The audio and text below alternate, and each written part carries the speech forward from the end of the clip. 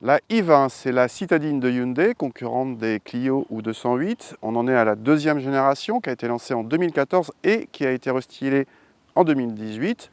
Au programme du restylage, des petites retouches sur les faces avant et arrière, au niveau des boucliers et sur les feux arrière notamment. Cette cousine de la Kia Rio a une autre particularité pour ce restylage, c'est qu'elle a abandonné les moteurs diesel.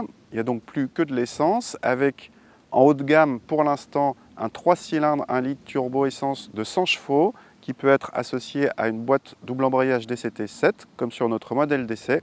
Ici elle est en finition haut de gamme créative qui a droit notamment à des roues de 16 pouces de série. À l'intérieur, la i20 n'a quasiment pas évolué et reste bien présentée pour la catégorie, même si l'ambiance tout en noir n'inspire pas franchement la gaieté.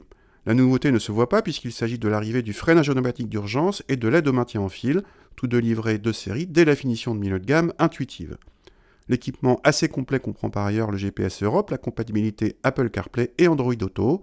À l'arrière, l'habitabilité, plutôt bonne pour la catégorie, permet d'accueillir 2 adultes correctement. Le coffre frôle les 350 décimètres cubes selon nos mesures. C'est l'un des plus grands de la catégorie, derrière ceux des Polo ou Ibiza de dernière génération. Ce 3 cylindres essence 1 litre de 100 chevaux, il est plutôt agréable, notamment parce qu'il est discret, tant en termes de vibration qu'en termes de sonorité, globalement, surtout pour une citadine. Il est disponible assez bas dans les tours. Il a même un petit regain de vigueur au-delà de 4000 tours. Et globalement, il donne des performances et des relances tout à fait suffisantes, y compris sur autoroute. Le bémol dans cette version avec boîte à double embrayage vient justement de cette boîte. Certes, elle privilégie la douceur, il n'y a aucun problème là-dessus, mais la boîte est plutôt lente.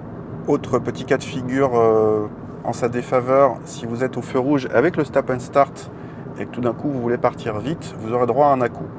Pour la partie châssis, elle n'est pas très dynamique, mais elle est très saine, très sûre et sans souci. Une bonne petite citadine sans histoire. En consommation, nos mesures indiquent une égalité parfaite entre notre version et la même en boîte mécanique.